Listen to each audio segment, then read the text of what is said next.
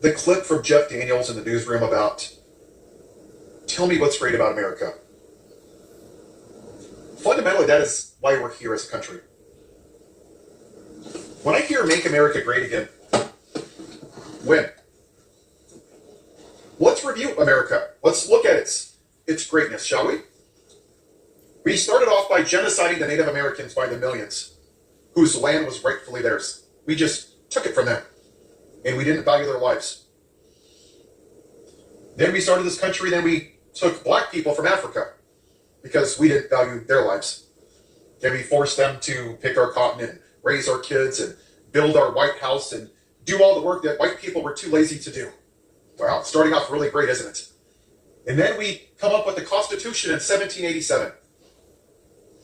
And we're still waiting for this greatness, right? So the founding fathers that were racist slave owners that owned black people like cattle, great start, right? They designed the country to benefit 21-year-old land-owning white men, and black people were only worth 60% of a white man. And then women didn't have the right to vote, have credit, no fault divorce. They were also treated as less than the white man. And we said, yay, we're great, we're American, now we're free, except for everybody except the white man. And black Americans couldn't drink from the same water fountains, sit on a bus, go to church, and on and on and on. Slavery, Jim Crow, Black Wall Street, and all the time, my demographic, we're great, we're great, we're great. Then you fast forward to 2024. And we finally have the opportunity to do something. To show that we're going to progress as a society. Not just the most qualified black woman, but the most qualified candidate in the history of our country. And this country did what it always does. It fell back on the most uneducated, morally bankrupt, foolish, childish, immature plantation owner that wears diapers and orange makeup. Because that's what America wants. We have 11.1% of our population that live in poverty. 14 million children go to school hungry every day.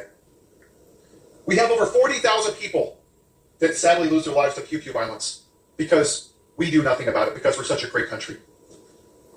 Our largest employer, Walmart, has 15,000 people that are on public assistance that you and I pay for. We have the most incarcerated prison systems in the entire world.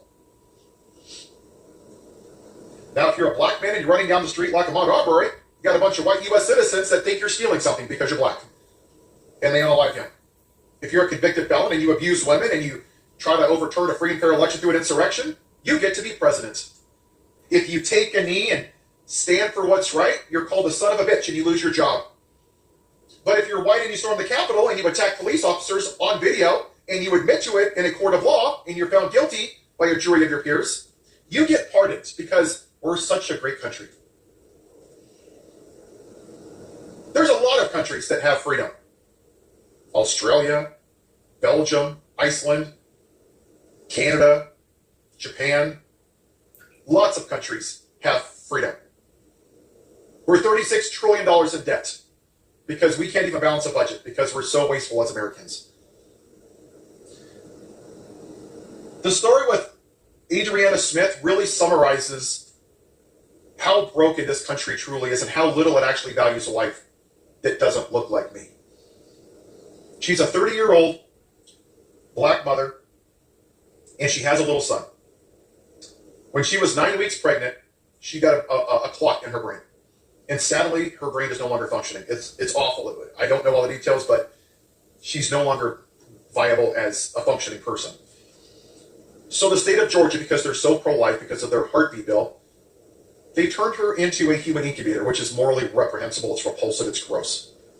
So for the last 60 days, they've kept her alive to save that infant. And her young son comes by and visits, and he thinks that his mom is sleeping. That is gut-wrenchingly heartbreaking. Because they want to push their agenda to populate more children in this country. But what happens comes after that is really what America is. They don't care if that family goes into medical debt, files bankruptcy, loses their house from being forced to leave her daughter on a ventilator. Who knows how long? 2, 3, 4, 5, 6 more months? Let's just presume the baby makes it somehow without any defects. America doesn't care if that kid has food, if it has a house. It doesn't care if it has health care.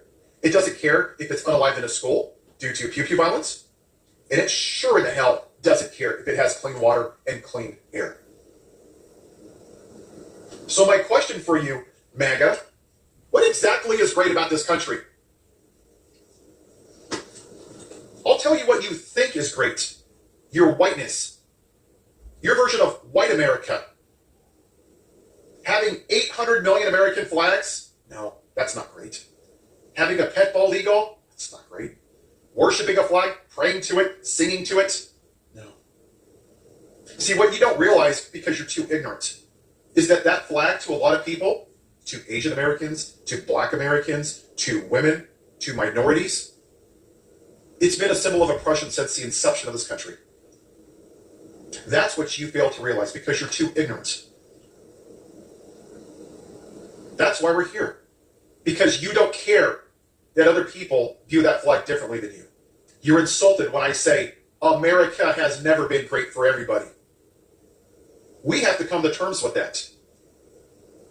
And if it makes people angry, that's too goddamn bad. I can both appreciate people that served this country and fought for our freedoms and safety. But I can also say in the same breath, it has never been great for everybody. Kicking out trans people who have served in our military for 15 or 18 years while you voted for a little coward-ass bitch that had bone spurs that wears makeup and diapers, there's nothing patriotic about it. Those trans people served this country bravely. And you are cowards for kicking them out. They protected your freedom and my freedom. And that is one more example of why this country isn't great. Because you want to make America white again. You want one thing and one thing alone. Straight white Christian America. But if you commit felonies, if you steal from cancer charities, if you cheat on your wives with a porn star, if you steal top secret documents, if you have dinner with white nationalists, if you insult people, if you make fun of people, if you talk about Hannibal Lecter and electric sharks, as long as you're a white man in your America, that's okay. Thanks to Paul for this video. Please subscribe to his channel.